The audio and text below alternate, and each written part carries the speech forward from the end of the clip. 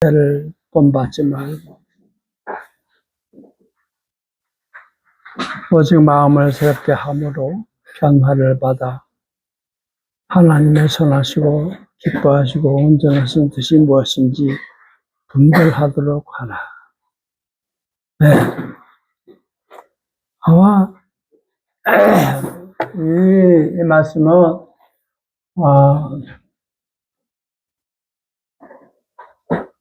사도 바울이 하신 많은 말씀 가운데서도 많이 알려져 있는 유명한 말씀일 거예요.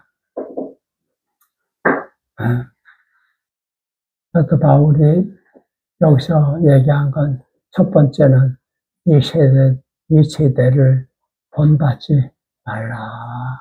그렇게 얘기를 했어요.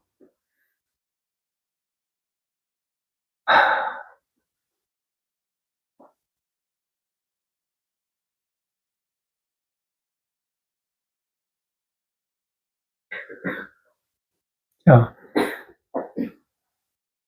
왜 이런 말씀을 하셨을까요? 너희는, 여기 너희라고 한 건 로마에 있는 교회의 신자들을 일컫는 말이죠. 신자가 뭐예요? 교회 믿는 사람, 뭘 믿어요? 예수님을 믿는 거죠. 예수님의 가르침을 따라서 사는 사람이에요. 그게 너희는 이렇게. 그럼 우리들도 똑같은 사람이죠.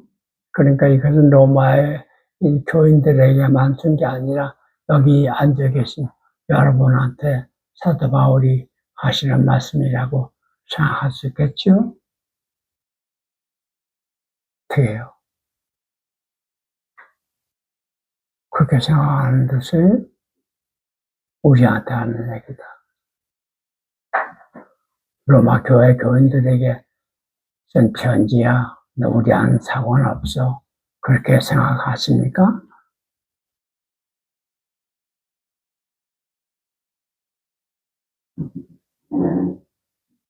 뭐 나한테 언짢은 일이세요?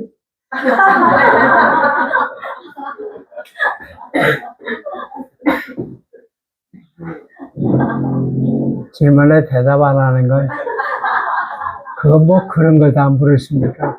그런 얘기겠죠? 우리가 성경 읽을 때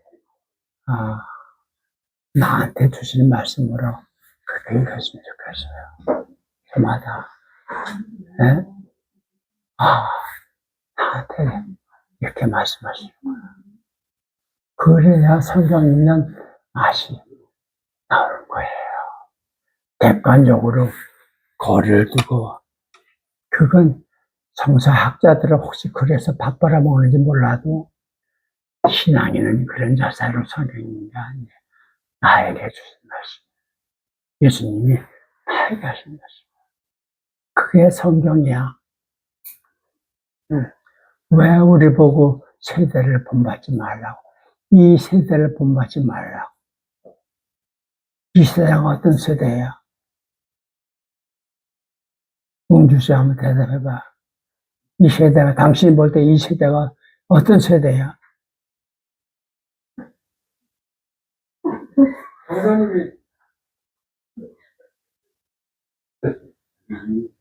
이 세대가 어떤 세대라고 생각하냐고? 모르겠습니다. 모르겠어요. 그럼 본받을 수가, 본받지 않을 수도 없네. 그지? 뭔지 알아야 본받지 않지. 그래서 여기에 오는 거예요. 그렇구나. 이 세대가 어떤 세대예요? 다시 얘기해봐. 당신 오래 살았잖아. 그러니까 당신 볼 때 이 세대가 어떤 세대야? 혼란스러운 세대야. 혼란스럽다. 네. 어지럽다, 그러네. 네. 이 세대가 어지러워. 라고 한다면, 너는 어지럽게 살지 말라는 얘기야, 지금. 네. 그렇지? 오케이. 그럼 그러면 내 양한테 이 말씀은 너는 이 세대가 참 네가 볼 때 이 세대가 어지럽다. 어지럽다는 얘기는 방향성을 잘 못 찾고 어디로 가야 할지 이렇게 육박지이고 막 순서가 엉망이고 막 그런 거야. 혼란스러워. 근데 저마다 막 사는데 점점 더 문제 얽히고 이런 세대야. 너도 그러지 말라는 얘기야 지금. 응? 너는 어지럽지 않게 살라 그런 얘기야. 그렇게 이해를 하게 되면 이제 성경이는 맛이 나는 거야. 아, 당신도 어지럽게 살아요 지금? 모르겠습니다. 모르겠어. 성경 읽으면서 남의 얘기 읽듯이 그렇게 좀 제발 읽지 말아요. 그 시간 낭비요. 아, 저 사람한테 어떻게 이해가 되는 게 나하고 뭔 관계있어. 나한테 주신 말씀이잖아요. 내 눈에 어떤 세대야, 지금 이 세대가. 그렇게 보인다면 그런 세대를 본받지 말라는 거야.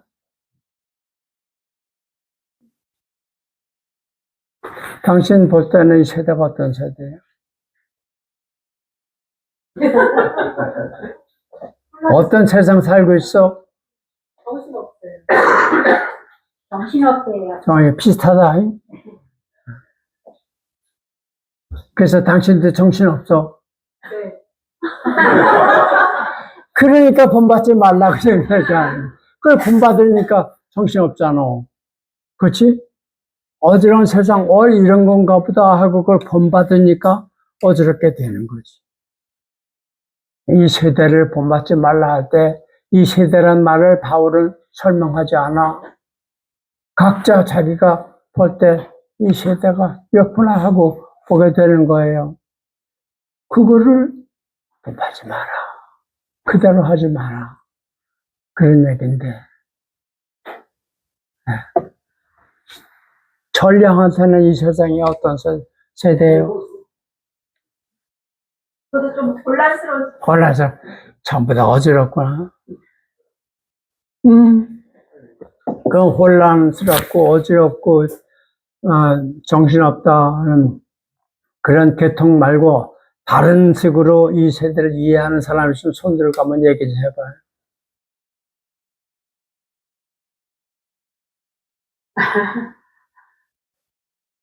저는 생각하기에 지금 이 혼란스러울 때일수록 자기를 중심으로 세상을 보는 것 같아요.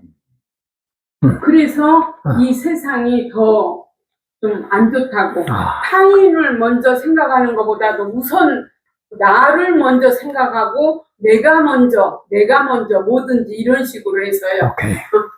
그러면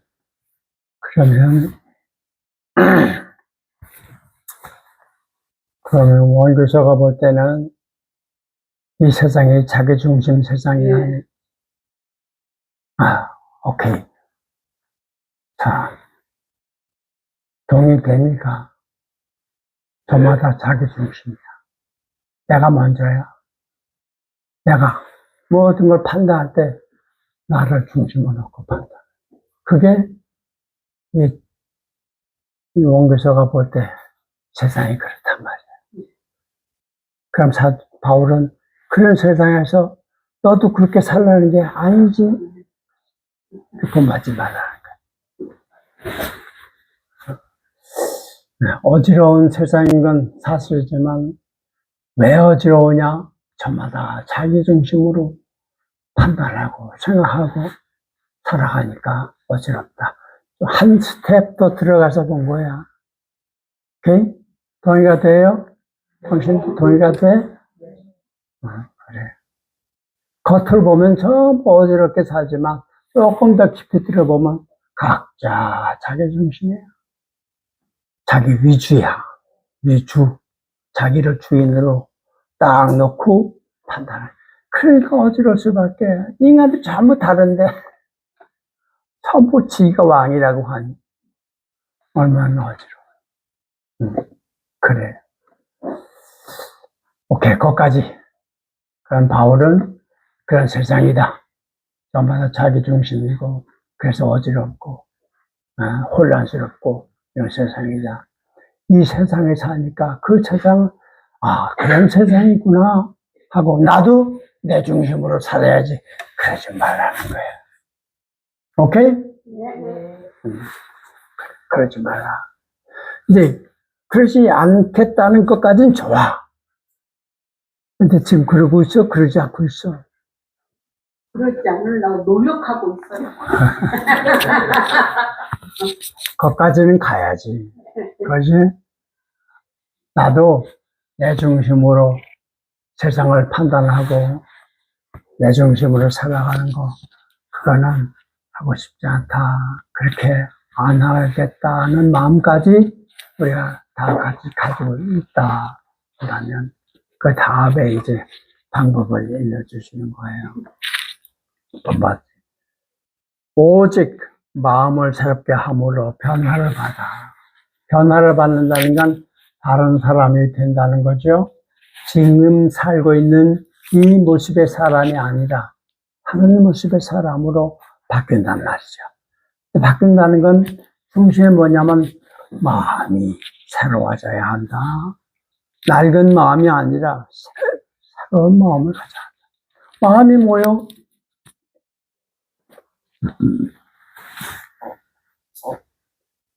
마음으로 하는 게 뭐요?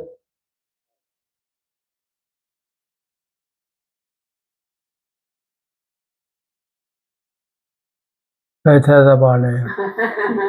몰라요? 마음으로 하는 게 뭐예요?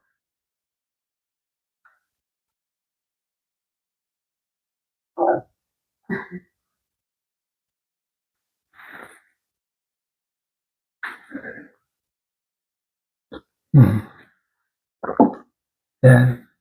나는 마음으로 한다는 게 크게 두 가지가 있다고 생각해요. 영어권에서는 마음이란 말을 쓸 때 크게 두 가지를 나눠서 다른 단어를 써요. 그래서 생각하는 거. 그래서 마음이 생각하잖아요. 예? 어깨가 생각해요? 아니잖아요. 예? 마음이 생각한다. 생각하는 마음, 그거를 마인드라고 그래. 마인드. 말 많이 들어봤죠? 마인드. 그게 있어요. 그 애는 주로 뭐를 알아보고 판단하는 거예요. 그런 일을 해요. 뭐가 딱 보여. 그러면, 이건 이거구나 하고 알아내는 거예요. 그리고 조금 더 생각 깊이 하면, 이게 왜 이렇지? 하고 더 들어가서, 혼란스럽구나 하는 걸 아는데, 왜 혼란스럽지? 저마다 자기 중심이어서 혼란스러운 거야. 이렇게 생각하는 거란 말이에요. 그게 마음이 하는 거죠. 또 하나는, 그보다 조금 더 깊이 들어가는 마음. 그걸 영어로 하트라고 그래요. 하트. 그건 이제 내가 볼 때는 느끼는 거예요. 느끼는 거. 생각하고 좀 차원이 다르죠? 느껴. 이렇구나. 불안하다. 편안하다. 따뜻하다. 춥다. 뭐 이렇게 느끼는 거죠. 사람이 무슨 행동을 해. 말하고 행동하는 게, 그 뭐냐면 자기 속에 있는 것을 밖으로 표현하는 거예요. 내 속에 있는 것을. 내가 말하지 않으면 내가 무슨 생각하는지 사람들은 모르잖아요. 그렇죠? 내 속에 있는 마음을, 생각을 표현하는 방법은 일단 말하는 것이요. 말해. 이렇다, 저렇다. 이 교회가 좀 어지럽다. 바닥이 좀 지저분하다. 뭐 이런 거 다 생각하는 거예요. 생각이 만드는 거예요. 그거를 말로 하면, 참 바닥이 더럽다. 그러면 이제 그때부터 이것이 자기 속에 있는 생각이 드러나게 되고, 거기서 끝나지 않고, 그러니까 이걸 좀 청소해야 되겠다 하고 빗자루 가져가서 막어요. 이 행동이야. 말과 행동. 그걸 언행이라고 그래. 인간의 언행. 그게 삶이에요. 그렇죠? 산다는 게 뭐야? 떠들고, 움직이고, 그거 아니에요? 결국은 죽은 놈은 그거 못하잖아. 죽은 사람은 말 못하잖아. 살아있다는 거는 자기 속에 뭐가 있다는 사실을 지 혼자 간직하고 있지 않고 밖으로 낸단 말이죠. 그게 언이고, 그게 몸으로 하면 행이 돼요. 언행, 한 인간의 언행, 언과 행, 그게 그의 라이프, 삶이란 말이죠. 다른 게 뭐 있어요? 그래서 마음을 새롭게 한다는 얘기는 생각과 느낌이 달라진다는 거예요. 전과 다르게, 전과 달라진다는 거예요. 그래서 마음을 새롭게 해서 그렇게 되면 결과적으로 뭐가 되느냐. 하나님이 선하시고 기뻐하시고 온전하신 뜻이 무엇인지를 저절로 알게 된다. 그런 얘기예요. 그럼 그 다음에는 이것이 하나님께서 나에게 원하시는 뜻이구나 하고 알면 그 다음에 그렇게 하는 거죠. 그러면 옛날의 언행과 다르게 되겠죠. 옛날은 나 중심으로 일을 생각하고 행동하고 했다면, 마음이 새롭게 됐다면 이제는 내가 아닌 하나님이 나의 중심이 돼서 하나님이 무엇을 나에게 원하시는가, 그걸 알게 된다는 거예요. 그럼 그대로 사수하게 되는 거죠. 내 속에 무엇이 있느냐가 밖으로 드러나는 거 아니에요? 없는 걸 어떻게 내놓을 수 있어요? 그렇죠? 내 안에 없는 거는 밖에 내놓을 수가 없어요. 있으니까 내놓는 거예요. 근데 이 내용이 달라진단 말이죠. 그럼 삶이 달라질 수밖에 없잖아요.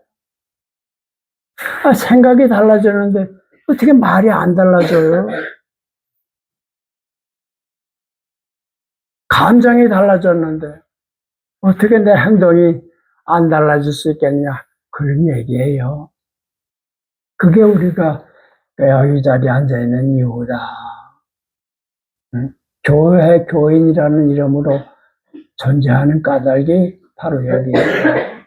바울은 지금 그런 말씀을 하고 계시네요.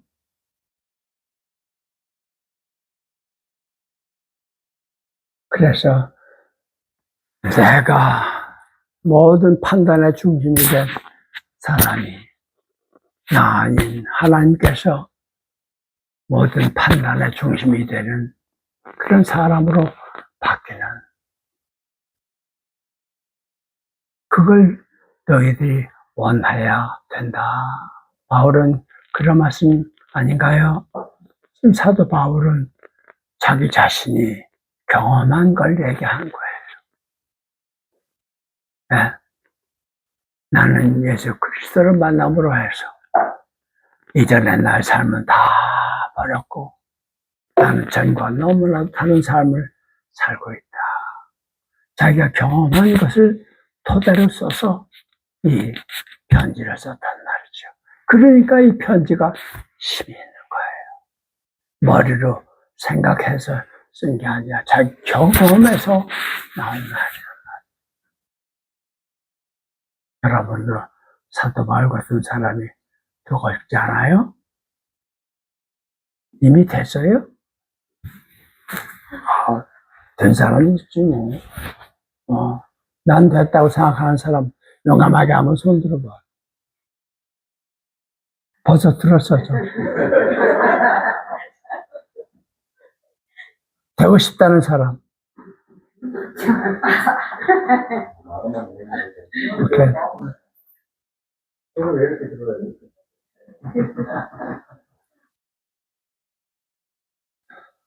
노력해서 될 수 있을까? 아니요. 응? 그것만은 아닌 것 같아요. 노력 안 하면 될까? 아니요. 그래. 여기서 예수님이 우리에게, 사도 바울이 우리에게 보여주는 것은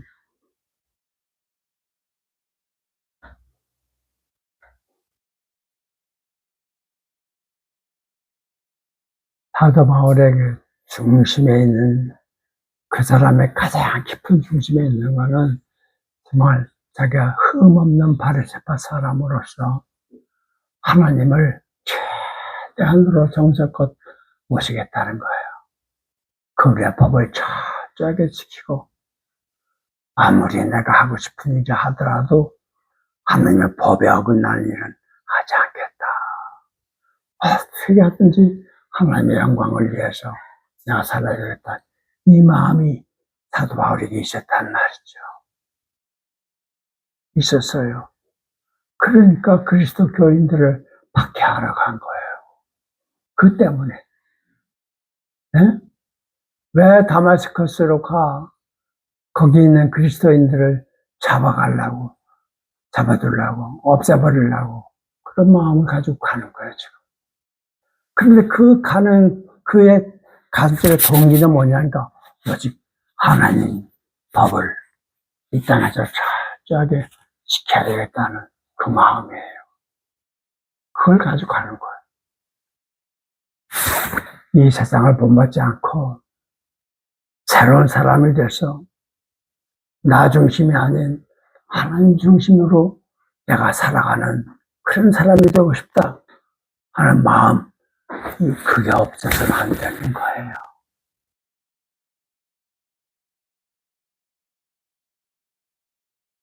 여기 앉아 계신 분들 적어도 그런 마음은 다 있어요? 그럼 자격이 있어요. 될 수 있어. 그러나 사도 바울의 혼자 힘으로 그렇게 바뀌지 않아요. 다메섹으로 가다가 자기 말로 하면 환상 속에서 하나님을 보잖아요. 아니야, 예수님 만나잖아요. 왜 나를 핍박하느냐? 누구십니까? 나는 내가 핍박하는 예수다. 그 만남. 누굴 만나? 예수님. 나의 노력, 나의 정성, 나의 진실한 마음, 플러스 예수. 이렇게 만날 때 그 변화가 일어나는 거죠.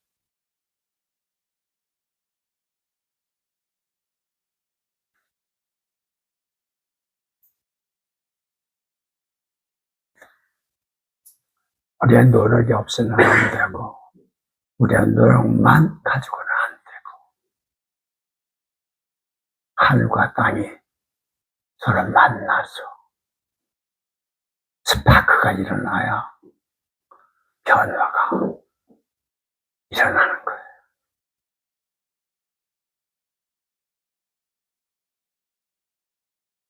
전에도 내가 얘기한 기억이 나는데, 부활절마다 예수 그리스도의 부활을 기념하는 사람들이 있어요. 기억하는 사람들이 있어요. 그런데 아주 극히 소수지만 부활하신 예수님을 경험하는 사람들이 있어요. 기념하는 거하고 경험, 체험 다르죠. 예수님 이야기를 하고 예수님 이야기를 듣는 것과 예수님과 만나는 건 달라요. 우리에게 필요한 것은 예수님의 부활을 기억하는 것이 아니라 부활하신 예수님을 만나는 것. 저분도 우리에게 그걸 원하시는 거예요. 그렇지 않을까요?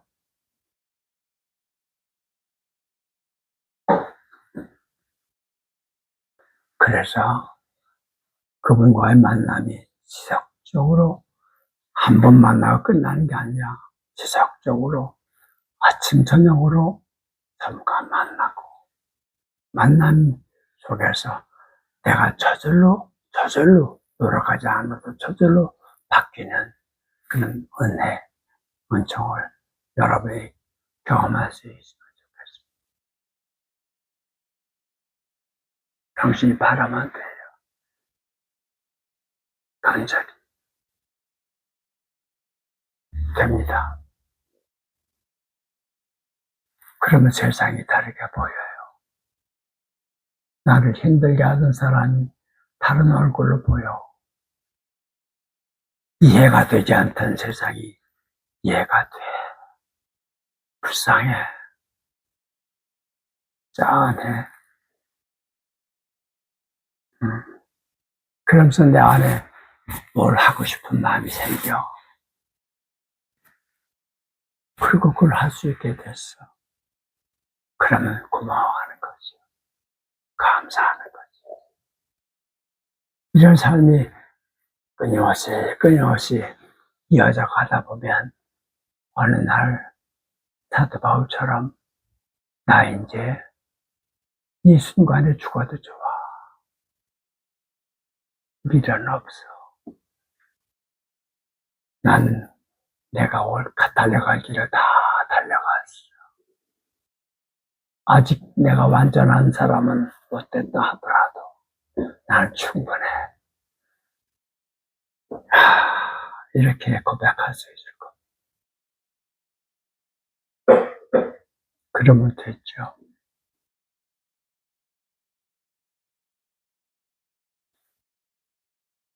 제가 새벽 기도를 다시 시작했다는 얘기를 얼마 전에 했죠? 어디서 했을 거예요. 내가 건방 떠느라고 나는 따로 시간 내서 하나님께 기도할 거 없어. 왜냐면 나는 매 순간순간 하니까. 난 삶 자체가 기도인데 뭐. 왜 따로 무슨 기도 시간을 가져. 그렇게 해서 따로 기도 시간을 가진 세월이 꽤 됐어요. 그리고 난 늘 내가 기도한다고 생각했죠. 그러다가 얼마 전에 혼났어요. 저분한테. 건방 떠지 말만.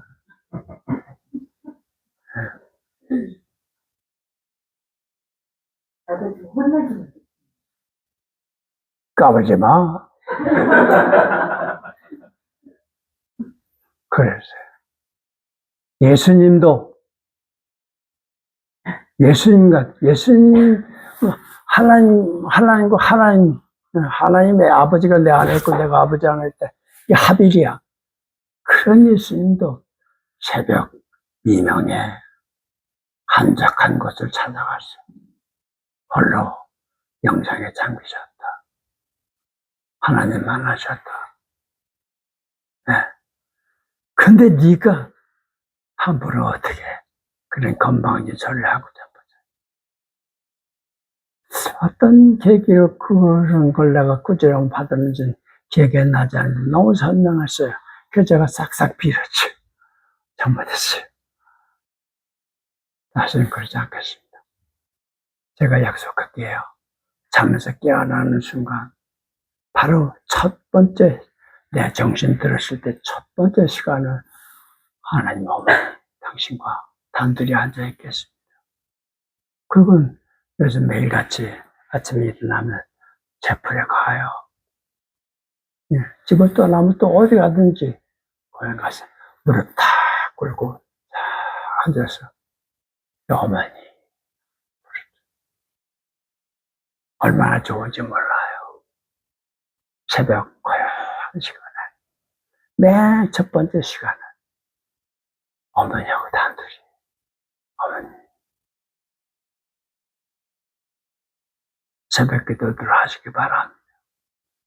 한국 교회가 참 좋은 전통 중에 하나가 새벽 기도. 외국엔 그런 거 없어. 새벽 기도 가서 북치고 장구치고 그러지 말고.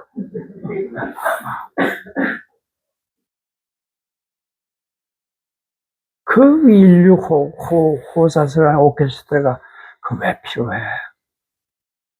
하나님과 만나는데.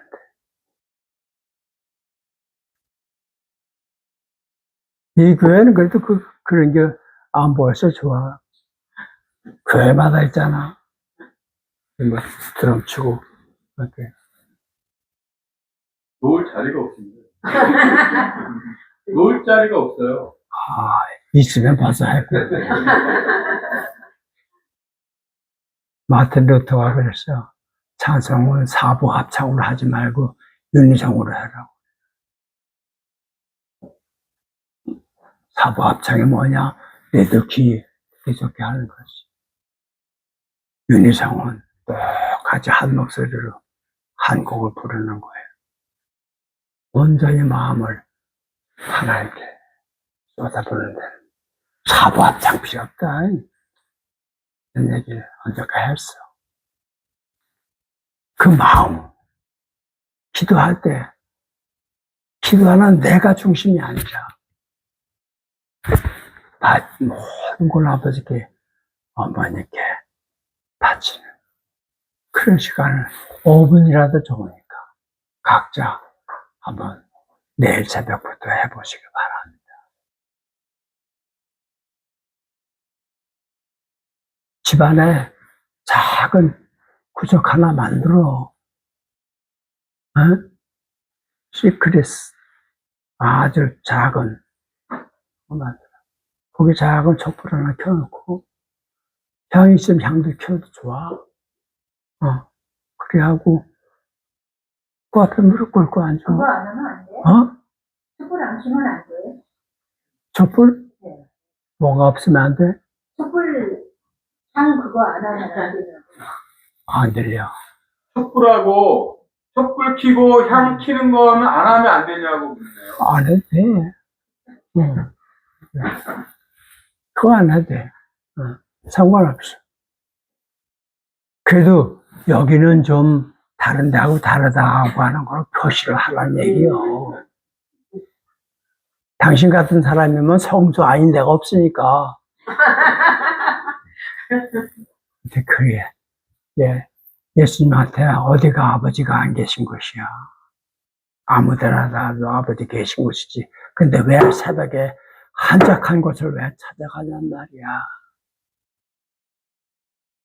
예수님이 그렇게 하셨으니까 성경에 기록이 돼 있는 거야. 좀 정성 좀 쏟아란 말이야.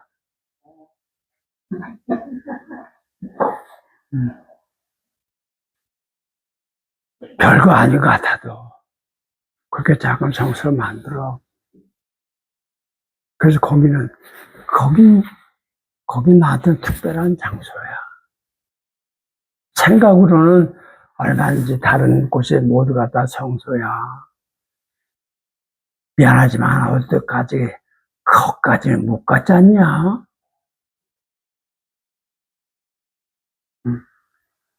예수님, 그냥 얘기해. 그럼 어차피 전달하고.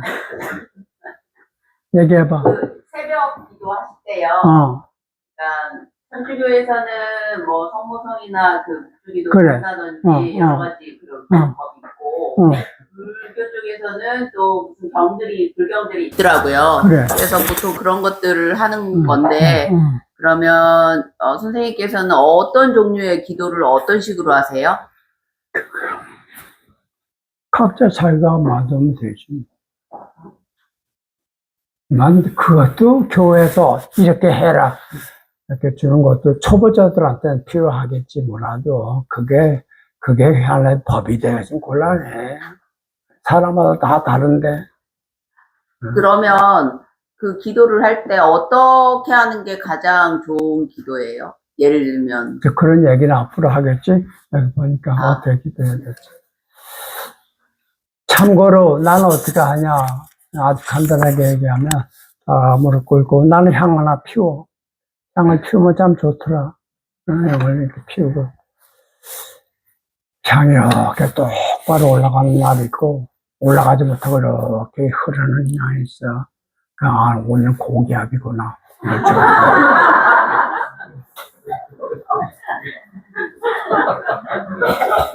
그건 우리가 결정하는 거 아니잖아.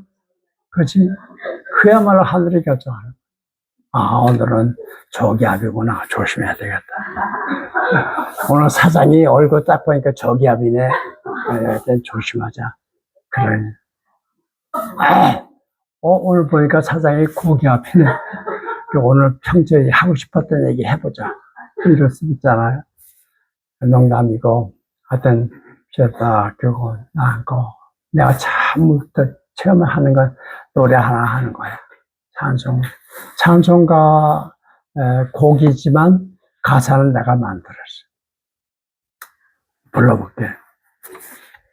오늘 하루 주셨으니 주님 모시고 살아가리.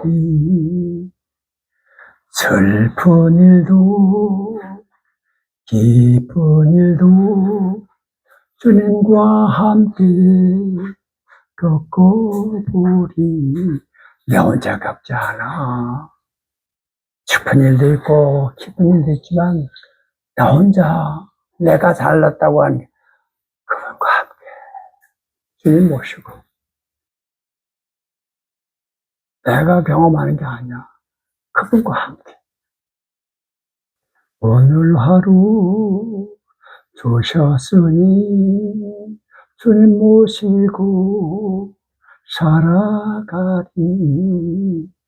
슬픈 일도 기쁜 일도 주님과 함께 겪어보리. 맑은 날 굳은 날 주 하나님 허락하신 날 늘 기쁘게 늘 깨어서 기도하며, 요건 찬송가 똑같다.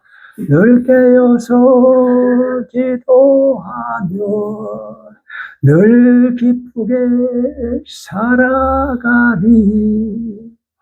맑은 날 굳은 날 주 하나님 허락하신 날. 이 노래를 한 두어 번 불러면 그만. 왜? 내 혼자가 아니야. 주님 모시고 주님과 함께 슬픈 일은 슬프고 기쁜 일도 있지. 그러나 슬픈 일도 있잖아. 즐거운 일도 있지만 괴로운 일도 있는 거야. 그거 다 아버지께서 나한테 허락하신 거야. 그래서 내가 그걸 겪어야 되는 거야. 내 혼자 경험하는 게 아니라 주님과 함께 주님 모시고 겪어버리. 그럼 그것들이 다 나에게 주시는 너무나도 성스러운 선물이 되겠지. 그렇게 내 첫 시간을 보내고 있습니다. 그렇게 하면 돼요. 자기 나름으로 성경을 펼쳐놓고 오늘 저에게 한 말씀 주십시오. 그리고 아무데나 턱 없인 거야. 창세기부터 읽지 마. 그럼 말라기까지 못 읽어. 그리고 육절 다는 데를 읽어봐. 요 구절을 하나님 나한테 오늘 주시는구나. 오늘 이 말씀 하나 가지고 한번 살아보자. 그럴 수 있잖아. 그렇게 새벽 시간을 한번 보내보자는 말이죠. 돈 안 들어.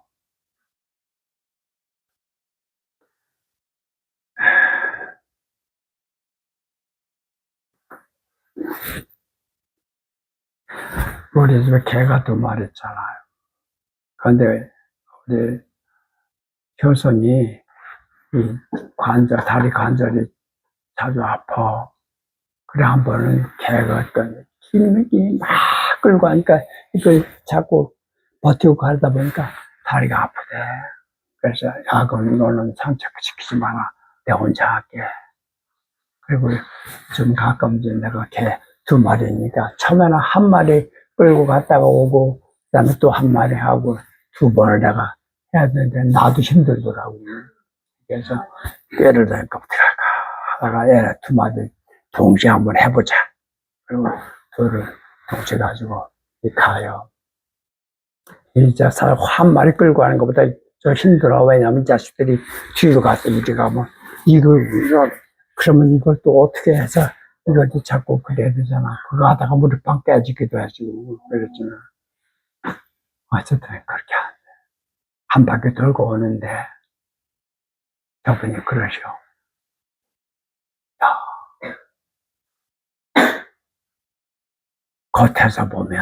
겉으로 보면 개들이 내가 잡지 걔들 막 가는 데를 선택한 게 너무 신나가지고 가니까 내가 그러니까 겉에서 보면 개가 너를 끌고 가는 것 같고 그렇게 보이기 쉬워. 그러나 네가 개들을 데리고 가는 거지 개가 너를 데리고 가는 거 아니잖니.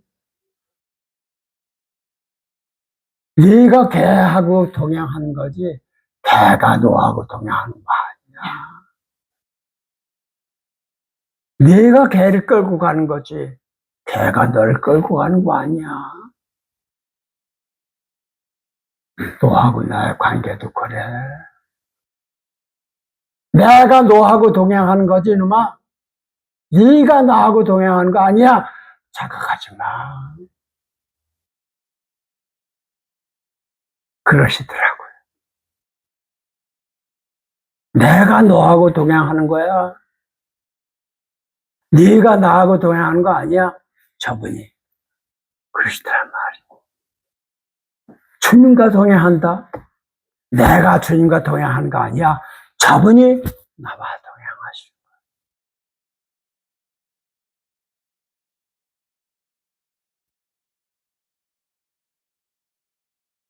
거야. 알았습니다. 오랜 기간 동안 나는 내가 예수님을 스승으로 모셨다고 생각했어요. 그분의 허락도 안 받고 내가 내 마음대로 예수님을 나의 스승으로 모셨다. 그렇게 얘기를 했어요. 그게 아니더라고. 그게 아니더라고. 알고 보니까 저분이 나를 선택하신 거예요. 이제 알겠어.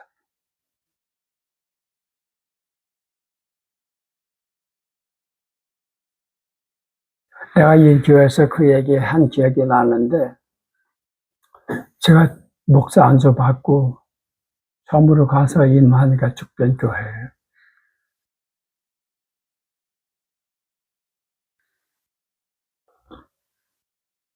새벽마다 가서 기도하는. 참 그때가 참 좋았어. 그때는 억지로 새벽 기도 했으니까.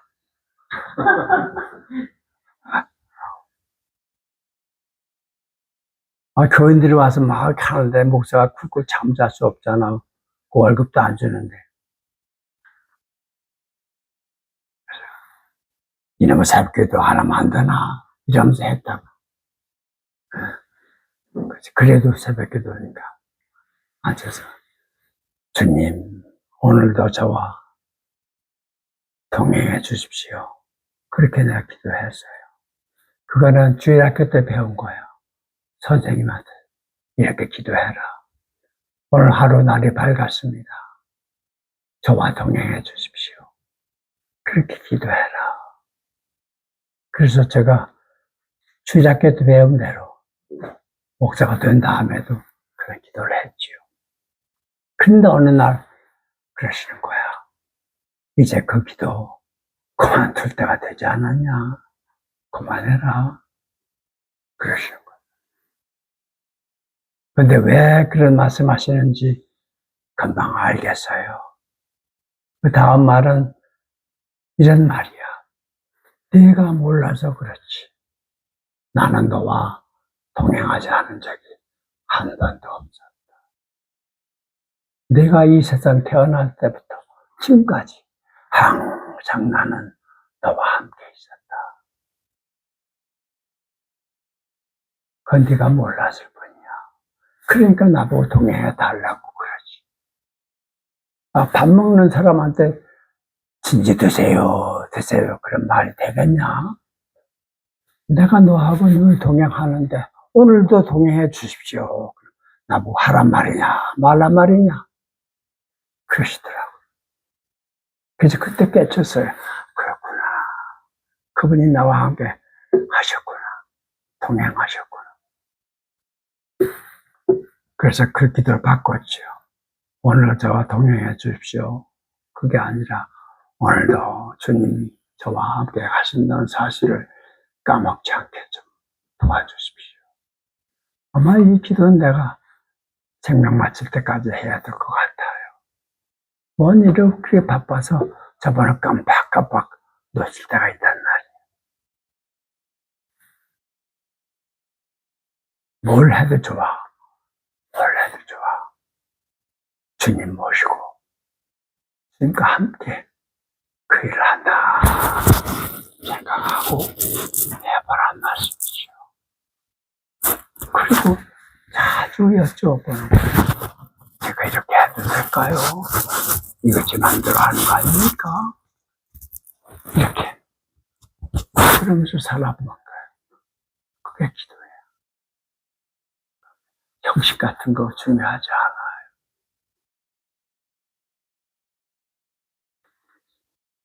여기 요 1번만 더 좀 읽어보세요. 풍경소리에 베일 벗은 예수를 선생님께서 번역하고 계신 걸로 알고 있습니다. 네, 맞아요. 거기에서 교회가 목회자 중심이 아닌 공동체 중심이어야 한다는 내용을 강조하고 있는데, 그렇게 되려면 공동체원 중에서 설교도 해야 하고 세대당 기존의 목회자들이 하던 모든 것들도 공동체원 중에서 해도 될까요? 그리고 공동체 중심의 교회로 가려면 멤버 모두가 공동체의 주인의식을 가지고 교회의 크고 작은 일에 관심을 가질 뿐 아니라 항상 성령의 인도하심을 받을 수 있어야 한다고 생각합니다. 그렇지 않으면 여러 가지 문제가 생길 수도 있을 것 같습니다. 네, 이 키스 자이스라고 하는 사람이 쓴 글을 제가 지금 번역한데 거의 책 간중간중까지 번역을 다 마쳤어요. 아직 지금 계속하고 있는 중인데 풍경소리에 계속 연재를 하고 있습니다. 이 사람은 20대 때 목사 안수를 받은 사람이에요. 그래서 꽤 큰 교회에서 목회를 했던 사람이고 그런 경력이 다 있어요. 그러다가 뭔가를 알게 됐어요. 지금의 이 교회는 너무 비즈니스처럼 돌아가고 있다. 사업체처럼 그렇게 하니 자기가 경험으로 알게 되는 거예요. 이거는 아니지 않는가. 예수님께서 우리에게 원하시는 건 이런 교회가 아니지 않는가. 그런데 고민을 하면서 어느 날 자기 말로 하면 자기한테 혁명이 일어났다고 그래요. 혁명이 일어나면 다 뒤집어 버리는 거예요. 근본으로부터. 그래서 그 교회를 관두고, 그리고 소위 자기 말로는 하우스 처치라고 하는 거래. 가정교회라고 하는, 지금 하고 있는 걸로 알고 있어요. 몰라, 나는 인터넷에 들어가는 거 잘 못해서, 그 사람 웹사이트도 있으니까, 아마, 관심이시면, 키스 자이스라는 사람이 쳐보면, 검색해보면, 그 사람이 지금 뭐 하고 있는지 알 수 있을 것 같아요. 어쨌든, 그 사람이 지금 자기가 가정교회라고 하는 걸 하면서 그 경험을 한 내용을 좀 책으로 쓴 걸 지금 번역하고 있습니다. 그 내용이 바로 이런 거예요. 예수님이 이 땅에서 하나님께서 예수님 통해서 설계하신 그 교회는 어떤 교회인가? 그 교회와 오늘의 이 현재의 교회가 얼마나 달라졌는가? 그렇다면 선택을 해야 한다면 나는 이 교회가 아니라 원래 예수님께서 세우셨던 그 교회로 나는 가야 되겠다. 이렇게 해서 자기 나름대로 실천한 겁니다. 가장 근본적인 변화가 뭐냐 하니까 이 예수님의 그 친한 공동체 예수님의 교회 거기에서는 소위 위아래 계층이 없다는 거예요. 높은 사람, 낮은 사람이 따로 없다는 거죠. 다 같은 레벨에 있는 사람이다. 소위 정직자와 평신도의 구분이 있을 수 없다는 거예요. 원천적으로 그런 게 없다는 거죠. 그런 얘기를 하고 이게 성경의 사도행전이라든가 이런 데 나오던 초대교회에서는 그런 모습을 우리가 볼 수 있다는 거예요. 그래서 그 원래 교회의 모습으로 나는 복원하고 싶다. 이런 말만 한 게 아니라 실제로 내가 해보고 싶다. 그래서 지금 제 삶의 경험을 책으로 썼더라고요. 그래서 내가 어쩌다가 써 있다가 나도 좀 공감이 돼서 그래서 그 책을 번역하고 있는 중입니다. 아프경설에 매년 연주될 테니까 아주 글도 쉽게 써요. 그리고 또 내용도 어렵지 않아요. 현학적이지 않아, 철학적이지 않아. 너무 상식적이고 기본 이런 이야기를 하고 있어요. 저 동감합니다. 그래서 거기서 자기가 가정교회 와가지고 처음을 했는데 세례를 누굴 줬대요. 근데 그걸 자기가 주려 했대. 지금 후회하고 있다는 거예요. 그걸 왜 내가 주고 했을까? 이쪽에 자기도 그 글쓰면서 내 이 얘기가 얼마나 많은 사람들을 혼란스럽게 하고 얼마나 많은 사람들이 화를 낼까? 얼마나 많은 사람들이 무슨 뚱딴지 같은 소리를 하고 있느냐라고 반응할 줄 난 알고 있다. 그래도 나는 이거를 쓴다. 뭐 이런 이야기예요.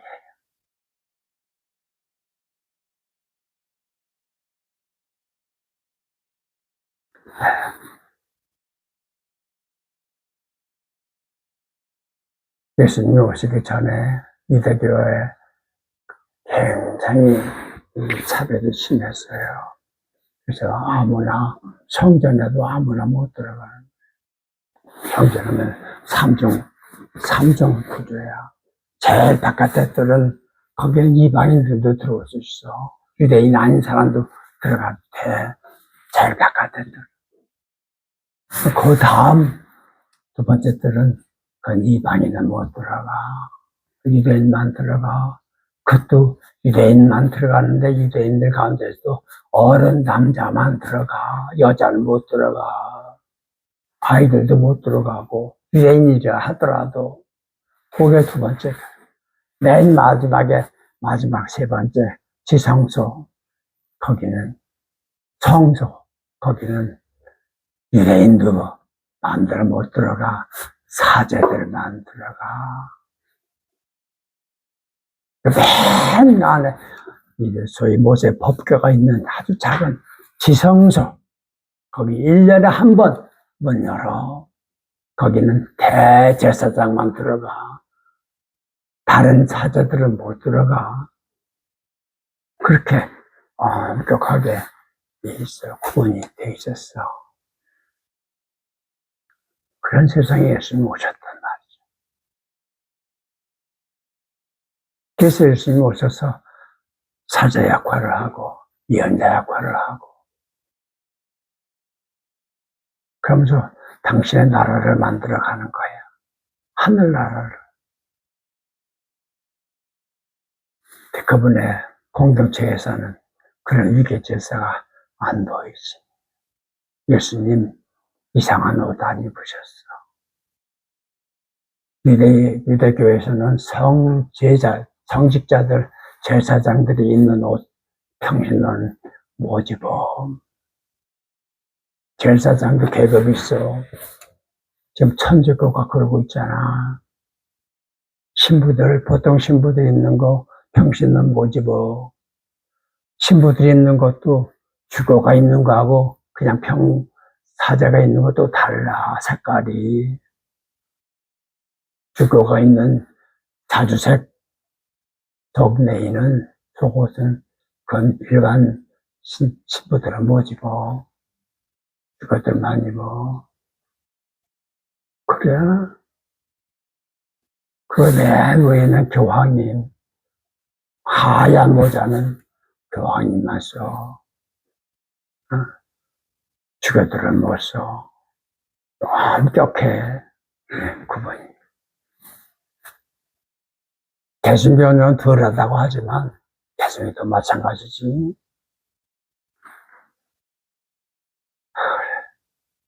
예수님, 그분이 계실 때, 살아계실 때, 그분의 소위 예수 공동체, 거기선 그분이 없어요. 예수님 이상한 옷 안 입으셨어. 특별한 음식 안 드셨어.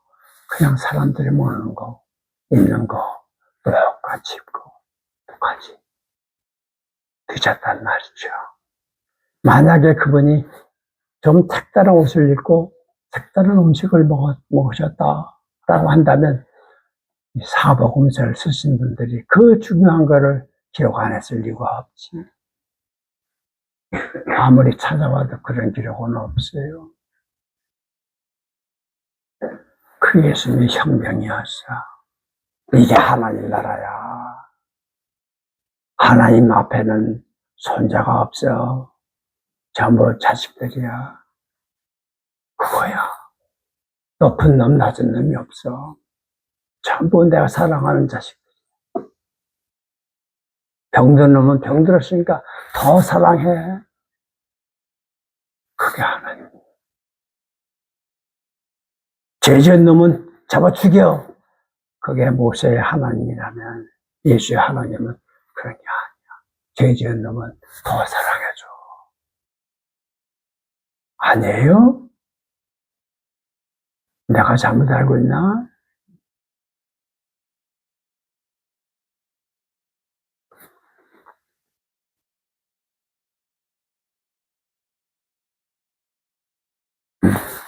그런 예수님을 믿고 따른다고 하면서 또 교회가 또 개척을 만들고 이게 종교야.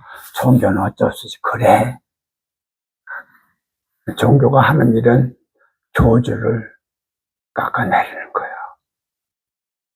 왜냐하면 거기까지 올라가기 너무 힘들거든. 그래서 그분 끌어내리는 거지. 끌어내리는 방법 중에 하나가 뭐냐 하니까 차원을 달리하는 거야. 그래서 높은 데 모셔. 높은 데 모셔. 우리하고 차원이 달라. 그러니까 그분처럼 우리가 안 해도 돼. 개고대한 사람이 참 아주 좀 유직한 사람이야. 좀 머리도 날카롭고 그런 사람인데 기독교 참 웃긴다.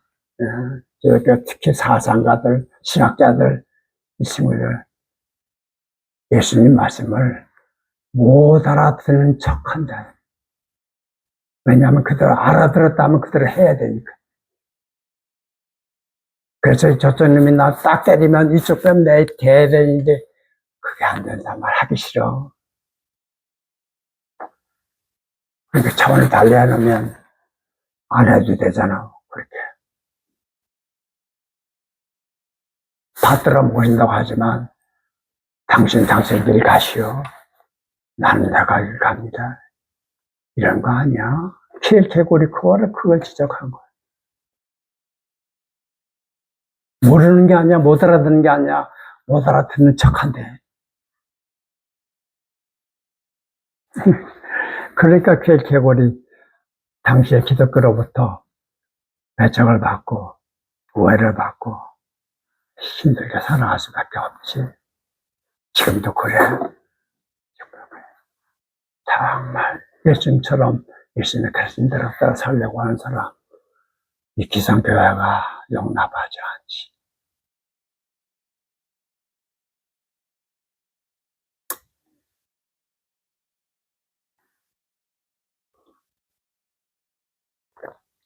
여러 가지 문제가 생길 수 있어요. 그러나 문제 생기는 거 겁낼 거 없어. 왜냐면 문제는 우리가 일으키지만 답은 저분이 주시거든. 지가 문제를 만들고 지가 해답을 찾으려니까 더 문제가 복잡해지는 거야. 모자라니까 문제를 만드는 거예요.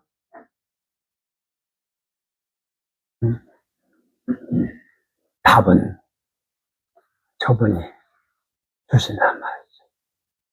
그렇게 해서 조금씩 배워가는 거예요. 문제가 없으면 발전이 없어요. 그걸 어떻게 해결해 가느냐. 여기에서 내 힘이 아니라 저분이 해결하시는 것을 기회를 드리고, 우리가 거기에 동참함으로써 우리 의식이 조금씩 발전돼 가는 거라. 교회가 그런 모습의 교회로 바꿀 수 있는 거예요. 주님은 그렇게 원하시지 않는가 생각합니다. 나는 한 번도 거길 가보지 못했는데, 혹시 여기 퀘이커 신자들의 모임에 가보신 분 있어요? 거기서 어떻게 합니까? 퀘이커. 웅주는 참 정말 발 넓어. 퀘이커는 어떻게 해? 둥글게 모여 앉아서 아무도 말을 안 하는데 그래. 누군가 찬송을 부르면 같이 찬송하고 하고, 누군가 기도. 말을 하면 듣고. 또 얘기하고 그렇게 하더라고요. 이하여대 케이크 본부가 그래, 있거든요. 그래. 거기 갔었어요. 나도 그렇게 얘기 들어서 알고 있어요. 나 한 번도 가보지 못했어. 지금도 할지 모르겠는데, 그 가보나 마나 그건 너무나도 다 알려진 거야. 퀘이커 모임에. 거기는 소위 말하는 인도자가 따로 없어. 맞아요. 쭉 둘러서 가만히 앉았는데, 가만히 앉아있다가 어떤 사람이 성령의 감동을 받았다고 생각해, 자기가. 그 말하고 싶은 게 있어. 그럼 손 들고 말을 해. 그 다들 들어. 듣고 또 얘기하고 싶은 것이 하고. 그 남도 가만히 있고. 그러다가 헤어지는 거야. 그럴 수 있어요. 여기 가일자일스에게 나중에 이제 그런 사례가 많이 나오는데, 꼬맹이 12살짜리 아이가 그날 기가 막힌 설교를 하더라. 그럴 수 있는 거예요.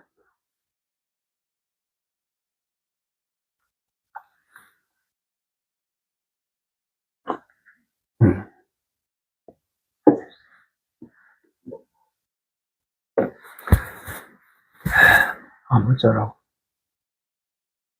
지금 여기 그 교회에서 우리들의 뜻이 아니라, 우리들의 생각이 아니라 주님의 뜻과 주님의 생각이 우리를 통해서, 우리 없으면 안 돼. 우리를 통해서 저분의 뜻이 이루어질 수 있는 그런 교회가 되기를 여러분이 진심으로 바라며,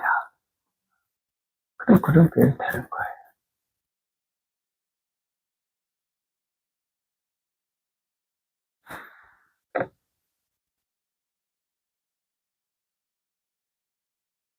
꼭 여기 안 나오셔도 돼. 내 안에서 내가 중심이 아니고 주님이 내 안에서 나를 통해서 보시고 들으시고 말씀하시면 그럼 내가 교회야.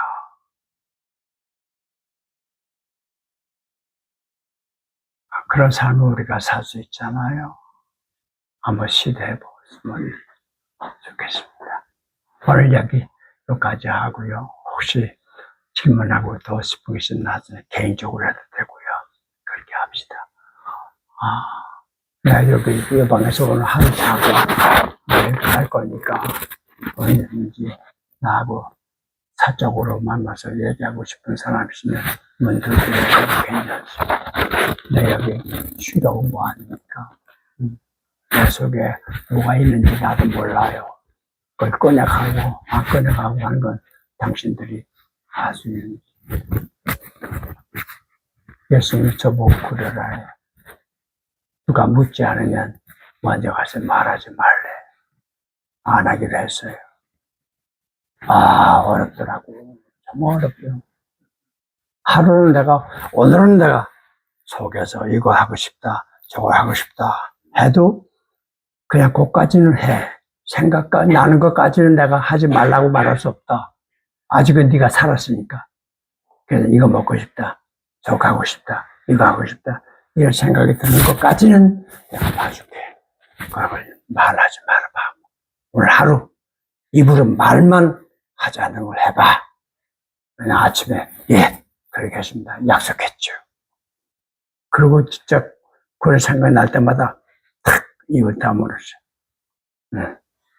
그때 저 원주에 나왔던 가족하고 만나가지고 그 사람들하고 같이 밥도 먹고 차도 마시고 그런데 어디 가고 싶다 이런 말씀을 말도 안 하니까 이들이 가는 대로 가는 거예요. 재밌더라고 해보니까. 네. 잘 되면 자기 탓, 못해도 자기 탓이야. 나하고 관계없잖아. 밥 먹고 나서 커피하우스 가는데 커피집에 가는데 내가 효선한테 여보 밥은 저 사람들이 샀으니까 커피는 당신이 사. 그렇게 말했잖아. 말하고 나서 아차.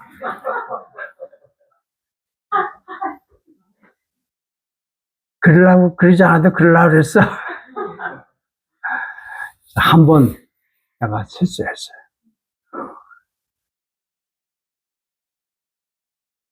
연습도 그런 연습 한번 해보면 돼. 그렇게 해서 조금씩 나라는 걸 자꾸 지어가면서 저분이 어떤 일이 있어도 저분이 나한테 주신 거다. 이렇게 생각하면서 자기한테 보는 거야. 오늘 하루 주셨으니 주님 모시고 살아가니 슬픈 일도 기쁜 일도 주님과 함께 보니 밝은 날 구준 날 주 하느님 허락하신 날 늘 깨어서 기도하고 늘 깨어서 기도밖에 할 게 없잖아. 기도하고 저번에 소통하는 거야. 늘 기쁘게 살아가리 맑은 날 구준 날 주 하느님 허락하신 날 이날밖에 없어. 내일은 없어. 마지막 날이야. 내가 여러분을 마지막으로 만나서 얘기하고 있는 거야. 이렇게 생각해. 그러면 이 시간을 내가 겉으로 그저 꾸며서 그렇게 보낼 수가 없지 한가운데 진심을 다해서 하나하나를 그렇게 대할 거 아니요. 왜? 저기가 나 마지막 번.